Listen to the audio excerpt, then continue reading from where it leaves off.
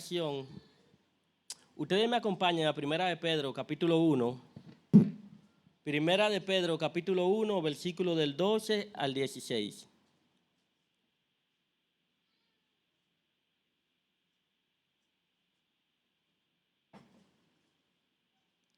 La versión que yo tengo es la versión de las Américas. Tiene una pequeña diferencia con la Reina Valera, por si ustedes ven que menciono quizá un término que no se encuentra en la Reina Valera. Dice así la palabra del Señor. Por tanto, ceñid vuestro entendimiento para la acción. Sed sobrios en espíritu. Poned vuestra esperanza completamente en la gracia que se os traerá en la revelación de Jesucristo. Como hijos obedientes, no conforméis a los deseos que antes teníais en vuestra ignorancia, sino que así como aquel que os llamó es santo, así también sed vosotros santos en toda vuestra manera de vivir. Porque escrito está, sé santo, porque yo soy santo. Oremos nuevamente, mis hermanos. Padre, te alabamos una vez más y reconocemos, Señor, nuestra dependencia de ti para estas cosas. O para todo lo que hacemos, Señor, necesitamos de que tu gracia sea con nosotros. Padre, en esta mañana una vez más nos presentamos delante de ti como iglesia, tal como somos, Señor, pidiendo de que tu poder caiga en esta mañana sobre nosotros y que tu Espíritu Santo, Señor, aplique tu palabra y que nosotros podamos salir de este templo, de estas cuatro paredes, renovados, Señor, lleno de tu Santo Espíritu y lleno de tu gracia y tu gozo en Jesús. Amén. Vamos, hermano, hoy vamos a ver el tema que vamos a tratar solamente lo vamos a ver en 2 puntos. El tema del mensaje es la respuesta del creyente a la salvación. Y vamos a ver 2 puntos solamente, viviendo en esperanza y viviendo en santidad. Recientemente, mis queridos hermanos, leí en una página que se llama Coalición por el Evangelio, que publicó un artículo el 15 de septiembre del 2020 con el título El balance de los imperativos e indicativos. Y en este artículo el autor cita una famosa frase de un teólogo que se llama Hermann Ridderbos, que dice lo siguiente: todo imperativo de las Escrituras que implica lo que nosotros debemos hacer para Dios descansa en el indicativo quiénes somos en nuestra relación con Dios, y este orden no es reversible. Y nuestro texto empieza, amados hermanos, empieza mencionando esta gran verdad. Y primera de Pedro, el verso que leímos, el verso 12, empieza con la conjunción por tanto. Lo que implica que el autor del libro lo que va a empezar a mencionar de ahora en adelante son una serie de mandamientos, una serie de imperativos que nosotros los creyentes somos llamados a obedecer, somos llamados a cumplir, pero que su base está en lo que él ha mencionado anteriormente. O como dice Sujel Michelén en una de sus prédicas, si nosotros queremos hablar el lenguaje de Dios, tenemos que aprender la gramática espiritual que implica que los indicativos vienen primero y luego los imperativos. Alguien preguntará, ¿y con qué se come eso? Vamos a explicarle, mis hermanos. Nuestro texto primero empieza con un por tanto, con una conjunción que nos está señalando lo que el autor viene mencionando anteriormente. Y luego que él va a empezar a mencionar todos esos mandatos a partir del capítulo 12, casi hasta el final, la cosa que nosotros los creyentes debemos hacer como respuesta a la salvación, todos estos mandatos están fundamentados, enraizados en lo que él ha mencionado en los primeros 12 versículos de Primera de Pedro capítulo 1. Y lo primero que nosotros vemos en Primera de Pedro capítulo 1, en el verso 2, es que el apóstol Pedro apela a la doctrina de la elección y dice que nosotros hemos sido elegidos según la presencia de Dios. Y uno se pone a pensar, ¿por qué el apóstol Pedro a un grupo de creyentes que estaban pasando situaciones sumamente difíciles, situaciones de tristeza, dolor, situaciones donde ellos estaban siendo perseguidos y muchos de ellos posiblemente habían fallecido, habían muerto, quizá hijos de alguno, esposo, hermano, y estaban sumergidos luchando contra el dolor y la tristeza? El apóstol Pedro apela en su consuelo para ellos, primeramente a la doctrina de la elección.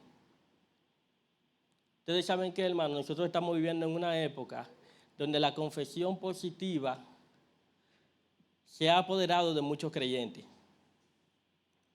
En mi trabajo yo tengo un compañero que le gusta mucho la cosa dulce y la compañera le dice, deja de comer tanta cosa dulce que tú haces diabético.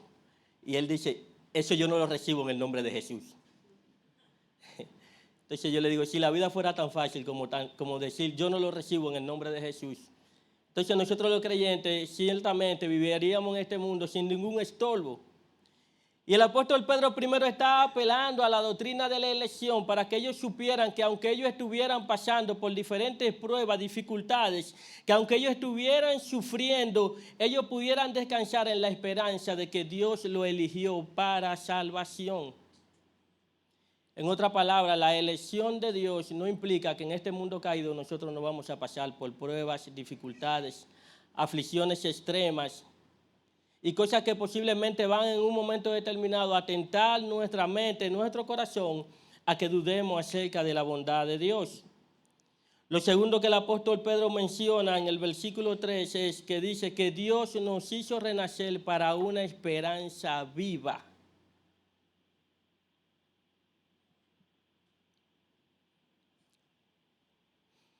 Otra de las cosas que el apóstol Pedro menciona en los primeros versículos, del 1 al 2, en el versículo 5, dice que Dios ha decidido guardarnos, dice que vosotros sois guardados por el poder de Dios mediante la fe.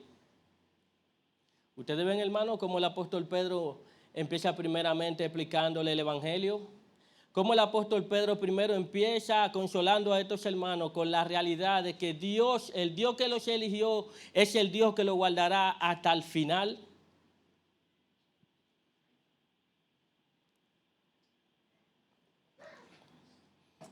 Y luego que el apóstol Pedro está culminando esta sesión, le dice a ellos que esta gracia es una gracia tan maravillosa que aún los profetas de la antigüedad indagaron diligentemente para saber en quién era que iba a operar el Espíritu de Cristo. Y el apóstol Pedro dice que no para ellos fue esta bendición, sino que para esos creyentes y para nosotros había sido destinada esa preciosa gracia en la persona de Cristo.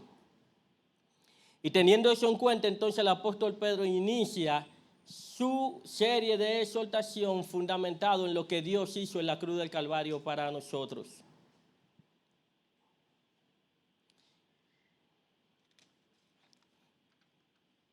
Lo primero que vemos es, cuando el apóstol dice en el versículo que leímos, poned vuestra esperanza completamente en la gracia que os traerá en la revelación de Jesucristo. Primer punto, viviendo en esperanza, poned vuestra esperanza completamente en la gracia que os traerá en la revelación de Jesucristo. Y es interesante porque el apóstol dice, poned vuestra esperanza.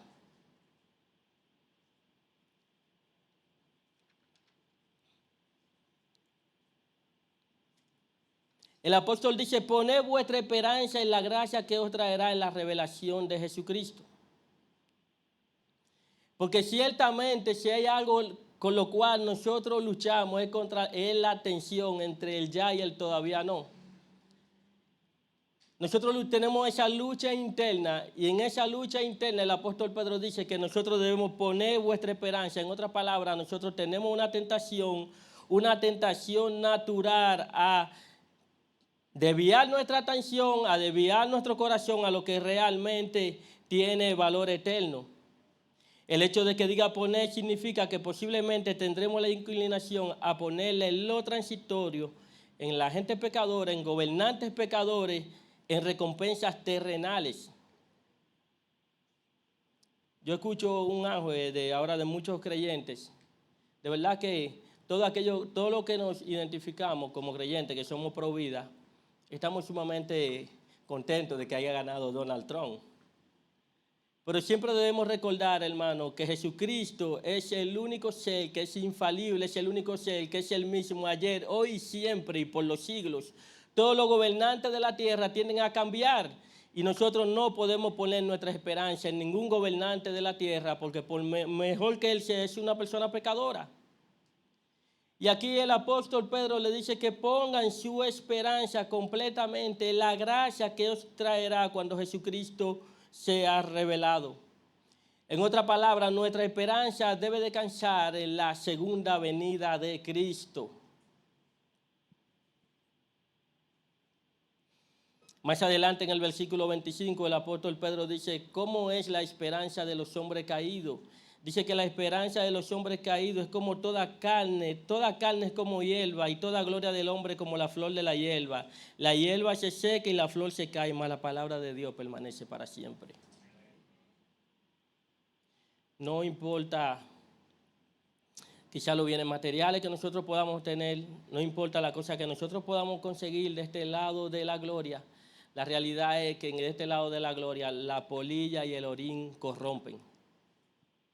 Y si nuestra esperanza está en las cosas materiales de esta vida, si nuestra esperanza está en los gobernantes, si nuestra esperanza está en las cosas terrenales de esta vida, tengo para decirte que toda la cosa de esta vida es como la hierba que se seca y la flor se cae. Pero la palabra del Señor permanece para siempre. Y el apóstol Pedro sigue hablando de esa centralidad de la esperanza. Y en el versículo 21 él dice, y mediante el cual creí en Dios, quien le resucitó de los muertos y le ha dado gloria para que vuestra fe y esperanza sean en Dios. Ustedes ven, amados hermanos, como el apóstol Pedro conecta la esperanza cristiana con la resurrección. Dice, quien le resucitó de los muertos y le ha dado gloria para que vuestra esperanza, nuestra fe y esperanza sean en Dios. Es por eso que la doctrina de la resurrección es atacada en el mundo secular. Porque ciertamente el apóstol Pablo, pensando como pensar en aquellos que no creen en la resurrección, dice, si Cristo no resucitó, entonces vana es nuestra fe. El estar aquí no tendría ningún tipo de sentido, pero como Cristo resucitó, entonces nuestra fe es verdadera, nuestra fe no es vana. Y es interesante porque muchos de nosotros pudiéramos llegar a pensar que Pedro está utilizando un medio para que ellos escaparan de su dolor, un medio para que ellos no pensaran de manera coherente y que simplemente ellos pensaran en la promesa futura como una manera de ellos escapar del dolor, la cual ellos estaban sufriendo. Y no es así, hermano. Ciertamente la esperanza es beneficiosa para sentar y hacer florecer a los santos, como dice el Salmo 39:7. Y ahora, Señor, ¿qué esperaré? Mi esperanza está en ti.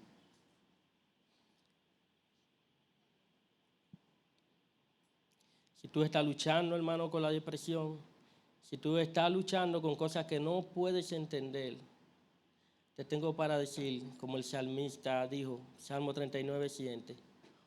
Y ahora, Señor, ¿qué esperaré? Mi esperanza está en ti.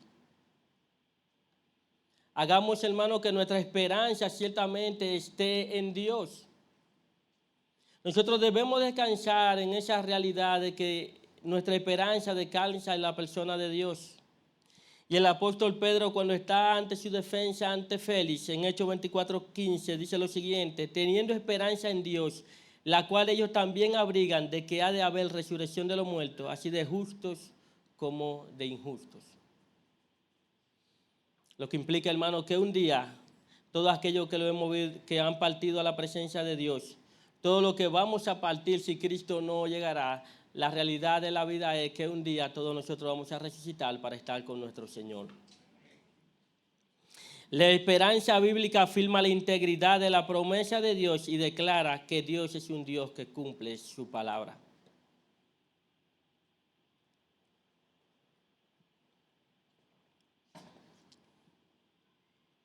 Y esta esperanza, la cual va a ser manifestada, es una esperanza completamente en la gracia de Cristo. Y el apóstol Pedro entonces ahora nos pregunta a nosotros, o le dice a ellos, yo quiero que ustedes examinen su fe a la luz de dos adjetivos que aparecen. ¿Cómo nosotros nos damos cuenta al día de hoy de que ciertamente nosotros estamos viviendo un cristianismo que está basado en la esperanza? Y él le utiliza de manera metafórica dos expresiones. Y la primera expresión que utiliza el apóstol es cuando dice, ceñid vuestro entendimiento para la acción. Y la palabra ceñir, aunque para nosotros suena extraño, simplemente lo que el apóstol estaba utilizando, algo que para ellos era muy conocido. Cuando él dice ceñid vuestro entendimiento para la acción, lo que le estaba diciendo a ellos, o ellos entendían que cuando se hablaba de ceñir era que cuando ellos iban a ir a la guerra, como utilizaban ropa larga, se levantaban la bata y así tenían flexibilidad para correr. En otra palabra, cuando el apóstol Pedro dice, ceñid vuestro entendimiento para la acción, nos está diciendo que nosotros tenemos que tener nuestro pensamiento centrado en la persona de Dios. O como él le dice en 1 Corintios, que todo pensamiento debe ser cautivo, llevado cautivo a la voluntad de Cristo Jesús. Tú y yo, hermanos, debemos centrar nuestro pensamiento en la promesa de Dios. Ciertamente, mis queridos, nosotros somos tentados. ¿Cuántos de nosotros no empezamos a dudar de la bondad de Dios? Pensemos un poquito en esos hermanos que posiblemente habían perdido familiares, muchos de ellos posiblemente no habían comido por causa de la persecución, y que Satanás estaba azotándolo a ellos con pensamientos que cuestionaban la bondad de Dios, y por eso Pedro dice, si tú vas a vivir con esperanza y vas a esperar completamente la gracia que Cristo traerá, lo primero que tú tienes que hacer es ceñir vuestro pensamiento para la acción. En otras palabras, tú tienes que salir, amados hermanos, cada día que tú vas a trabajar con un pensamiento cristiano. Al yo estudiar este texto, me ha cautivado mucho mi atención hasta tal grado que si alzo la voz, solamente digo, recuérdate ser santo en toda vuestra manera de vivir. Y ciertamente nosotros debemos pensar, hermano, cómo nosotros vamos a ceñir nuestro pensamiento para la acción. Si tú no pasas tiempo en la palabra de tu Dios, si tú no pasas tiempo escudriñando la palabra de Dios, si tú no te edificas con otras prédicas, si tú no te edificas en la semana, hermano, entonces tengo para decirte que tú no estás ciñendo tu pensamiento para la acción.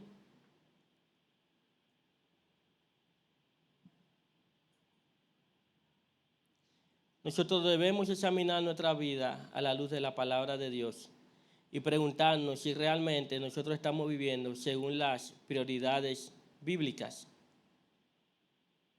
O como dice nuestro Señor Jesucristo, Mateo 6:33, buscad primeramente el reino de Dios y su justicia y todas estas cosas os serán añadidas. Pero constantemente nosotros intentamos añadir primero todas estas cosas y luego buscamos el reino de Dios. Y el apóstol dice, no, Cristo dice, es lo contrario, primeramente busquen el reino de Dios y todas estas cosas os serán añadidas.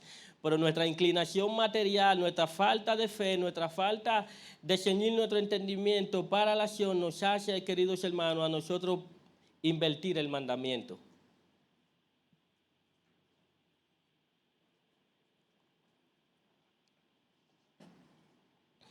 El otro adjetivo que utiliza el apóstol Pedro para enseñarnos a nosotros cómo realmente nosotros podemos validar si estamos viviendo con una esperanza completamente esperando el retorno de Cristo es siendo sobrio.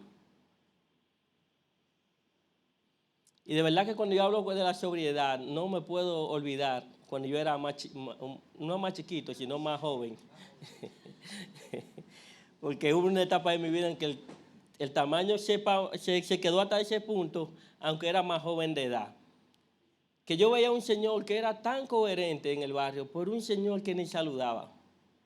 Pero cuando ese señor, un señor con una sobriedad, que tú querías como hablar con él, porque era un hombre que tú lo saludabas y saludaba entre los dientes, de su trabajo para su casa, tú ni lo veías.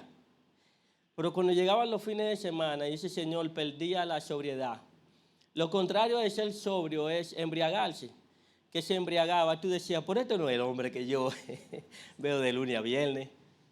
Y el apóstol Pedro lo está utilizando porque cuando hablamos de la sobriedad, la manera más fácil de explicar qué significa estar sobrio es estar coherente en nuestro pensamiento y en nuestra manera de acción. Y el apóstol Pedro está diciendo que si nosotros vamos a vivir esperando la segunda venida de Cristo con una perspectiva correcta, entonces nosotros debemos ceñir nuestro entendimiento y debemos ser personas sobrias. Una persona sobria es una persona que está en sus juicios cabales. Una persona sobria es alguien que está a la luz de la inminente regreso de Cristo.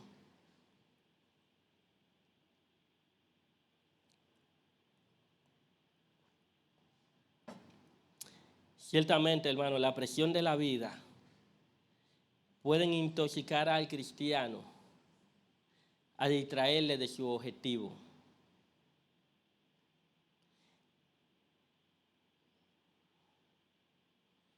Debido al momento en que nosotros estamos viviendo, mis queridos hermanos, es necesario que tengamos un juicio claro y una mente preparado para hacer la voluntad de Dios.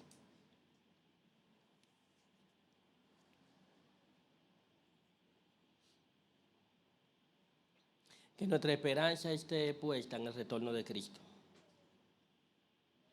Y ciertamente este texto es muy confrontativo. ¿Por qué? Porque está apuntando a nuestro estilo de vida. Nuestro estilo de vida realmente nos indica si nosotros estamos esperando de que Cristo venga.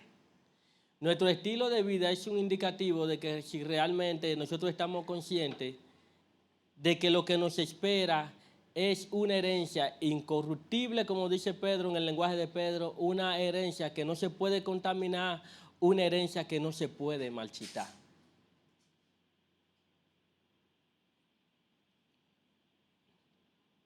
Y esto me recuerda a mí el ambiente laboral, que uno va al trabajo a las 8 de la mañana y es mirando así. Después que pasan de las 4 de la tarde, en cualquier momento pueden ser las 5. Y uno está muy a la expectativa de que sean las 5, de que sean las 5 de la tarde. Y ciertamente, hermano, nosotros deberíamos vivir una vida cristiana que apunte a esa realidad. Nosotros debemos vivir una vida cristiana que apunte a la realidad de que ciertamente estamos esperando el retorno de Cristo. De que nuestro mayor esfuerzo no debe radicar solamente en las cosas materiales. Las cosas materiales son buenas, no lo vamos a negar, pero en honor a la verdad nosotros debemos vivir como peregrinos y extranjeros. Y es el lenguaje del apóstol Pedro en Primera de Pedro, que dice que nosotros somos peregrinos y extranjeros. Y alguien que es peregrino y extranjero, siempre su maleta está preparada, hermano, con la menos cosa posible. Y es que cuando uno ve su vida a la luz de la palabra de Dios, uno se da cuenta de que la vida es más simple de lo que uno se imagina. Los seres humanos cada vez más nos complicamos la vida. Nos complicamos la vida con un sinnúmero de necesidades que nosotros mismos la hemos creado. Y nos damos cuenta que lo que la palabra de Dios plantea es más simple de lo que tú y yo podemos imaginarnos. Y tú y yo lo que debemos es, hermano, estar conscientes de nuestro error aquí, pero estar esperando el retorno de Cristo.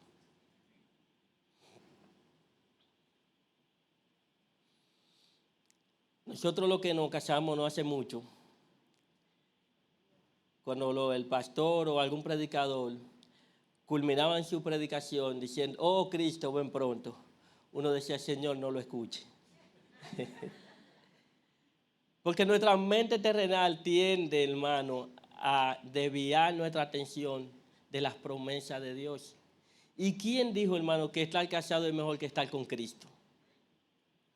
¿Y quién dijo, amados hermanos, que tener riqueza de este mundo es mejor que estar con Cristo?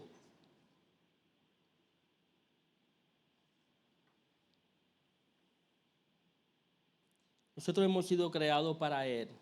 Y a la medida en que nos acercamos a Él, en esa misma medida nosotros empezamos a sentir la plenitud del Espíritu de Dios en nuestras vidas.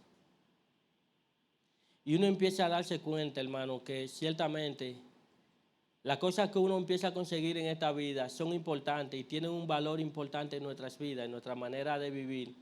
Pero ciertamente lo único que da valor eterno, que da seguridad y que da esperanza, es nosotros descansar en la esperanza de que algún día Cristo regresará por su iglesia.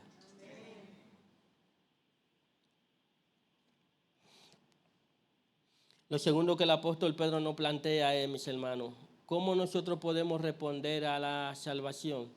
Debemos responder, como le mencioné al principio, viviendo en esperanza. Y lo segundo que el apóstol Pedro presenta es que debemos responder a ese regalo de la salvación viviendo en santidad. Y es por eso que en el versículo 14 él dice, como hijos obedientes, no conforméis a los deseos que tenías antes en vuestra ignorancia.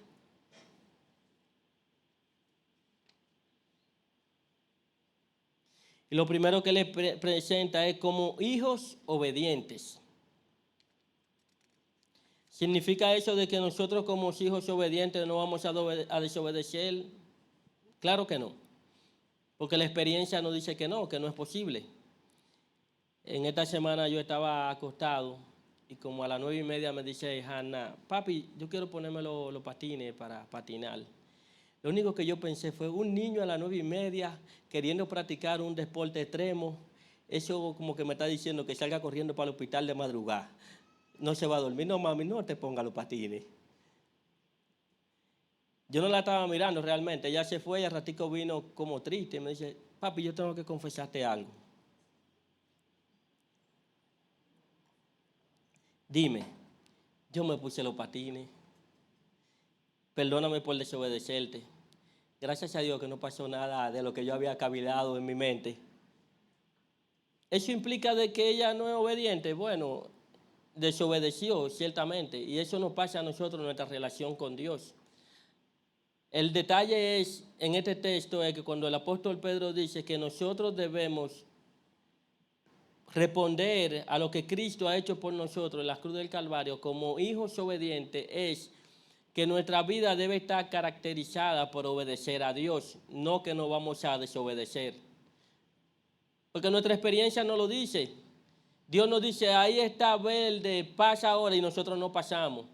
Entonces queremos pasar, cuando el semáforo está rojo, entonces queremos violentar lo que Dios nos dice. Pero sí algo debemos tener claro y presente, mis queridos hermanos, es que nuestra vida debe estar caracterizada por la obediencia a Dios. Es por eso que nuestro Señor Jesucristo en el Evangelio de Juan, capítulo 8, versículo 31, le dice lo siguiente a sus discípulos que habían creído, si vosotros permanecéis en mi palabra, verdaderamente sois mis discípulos. Hay personas que tienen problemas matrimoniales, pero no buscan el consejo de Dios en su palabra. Hay personas que tienen problemas con su vecino, pero no buscan el consejo de Dios en su palabra. Hay personas que tienen problemas financieros, pero no buscan el consejo de Dios en su palabra. Y nosotros vemos que Cristo le dice que una de las cualidades de los verdaderos discípulos era que iban a permanecer en la palabra de Cristo. Ella desobedeció, pero ella sabía que había un mandato. Y volvió nuevamente a donde mí, papi, te desobedecí. Eso pasa en nuestra relación con Dios. Muchas veces desobedecemos a nuestro Señor en cosas claras que Él nos indica. Pero los verdaderos hijos de Dios vuelven otra vez a los brazos de su Salvador y le dicen, Señor, perdóname porque tú sabes que te fallé. Cristo dice en el versículo en Juan 14:15 lo mismo, si me amáis, guardad mis mandamientos. Por tanto, hermano, una de las maneras en cómo nosotros validamos la obediencia de nuestros hijos hacia nosotros es cuando nosotros le damos mandamientos y ellos, valga la redundancia, obedecen. Por tanto, el apóstol está indicando a los creyentes que una de las maneras de nosotros saber que estamos viviendo en esperanza es cuando obedecemos los mandamientos de Dios.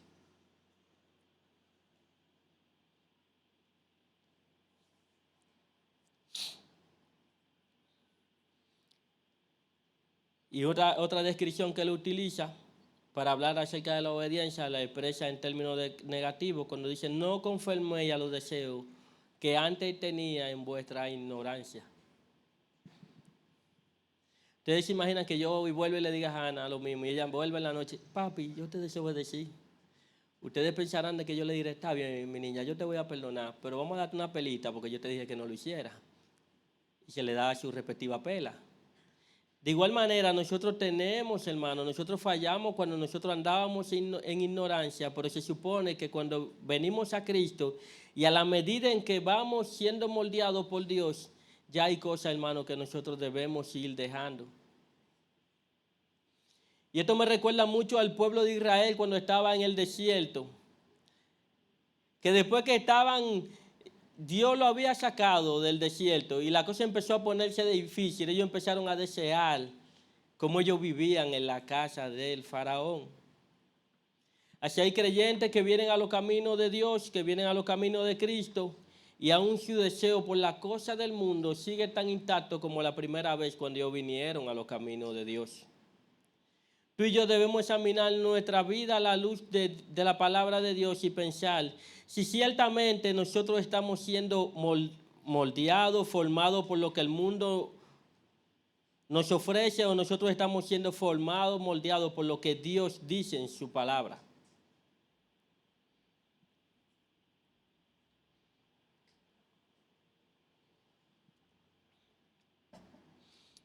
Yo creo que todos nosotros nos hemos relacionado con creyentes de esa forma. De verdad que es frustrante. Usted con una persona que tiene 10 años en el Evangelio y siempre está en los mismos problemas. Él siempre tiene los mismos problemas de adicción, él tiene los mismos problemas y ciertamente tú lo llevas a las Escrituras para que realmente uno pueda ver su vida a la luz de la palabra de Dios y preguntarse si ciertamente tú y yo nos estamos siendo moldeados por el mundo o moldeados por Dios. Pedro lo que está diciendo, no hay punto intermedio. Nosotros no debemos andar conforme a los deseos que teníamos antes en vuestra ignorancia. En otras palabras, a la medida en que tú vas conociendo a Dios, se supone que tú debes ir creciendo, tú y yo, a la estatura e imagen del varón perfecto. Yo te reto en esta mañana, mi querido hermano, o nos retamos en sentido general, a que pensemos, hermano, si realmente nosotros estamos creciendo a la estatura del varón perfecto, a la estatura de Cristo. Es el mismo pensamiento que plantea Pablo en Romanos capítulo 12, cuando dice que no nos adaptemos a este mundo, sino transformados mediante la renovación de vuestra mente, para que verifiquéis cuál es la voluntad de Dios, lo que es bueno, aceptable y perfecto. Necesitamos, hermano, moldear nuestro matrimonio, moldear nuestra vida con la palabra de Dios. Y lo último que presenta el apóstol Pedro es el alcance de esta santidad cuando dice, sino que así como aquel que nos llamó es santo, así también sed vosotros santos en toda vuestra manera de vivir, porque escrito está, sé santo, porque yo soy santo.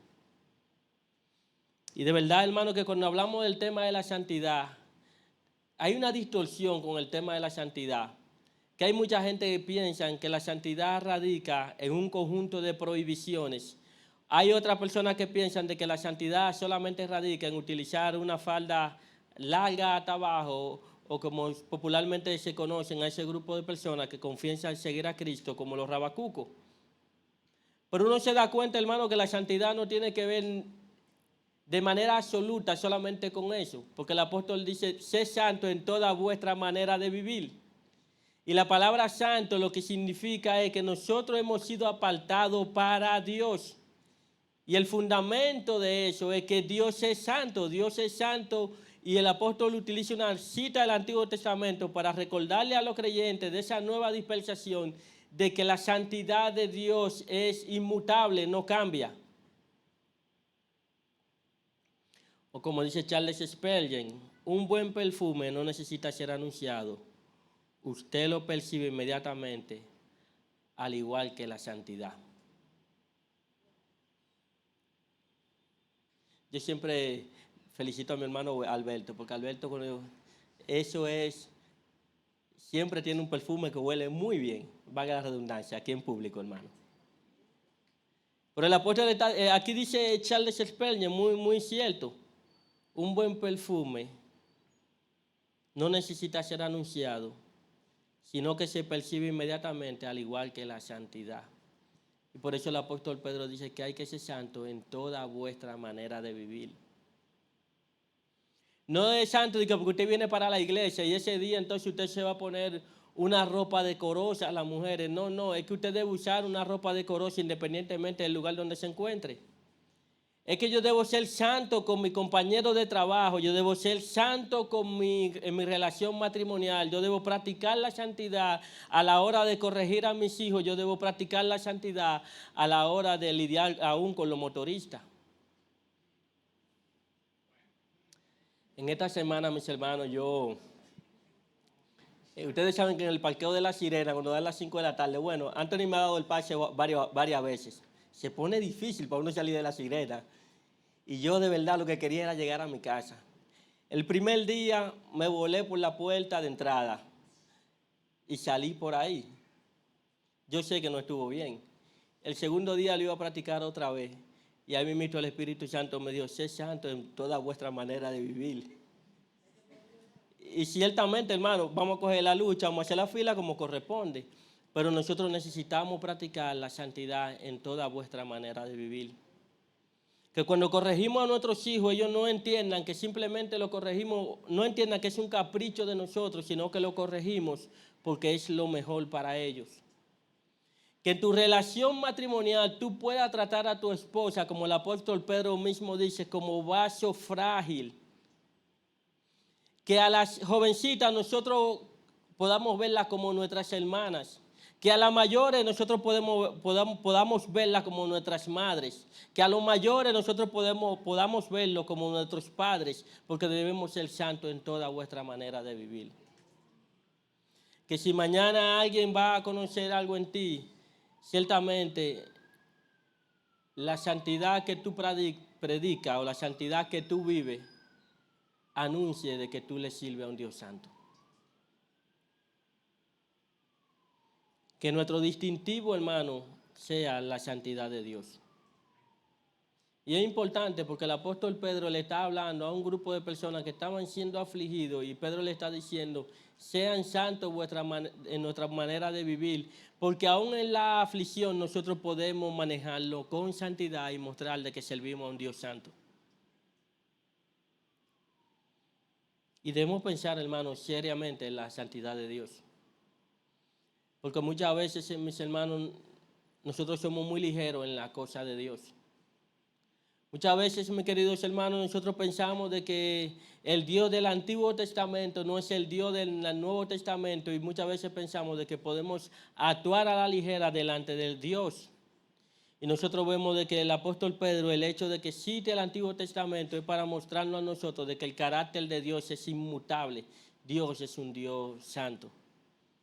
Y todas las cosas que se relacionan con Él le llama santo, su santo templo. Todo lo que se relaciona con Dios, Él lo califica como santo. Por tanto, Él dice que nosotros somos santos y debemos vivir en santidad. Así que, hermano, meditemos realmente en nuestro vocabulario. Meditemos, hermano, si ciertamente el Espíritu de Dios está transformando nuestras vidas.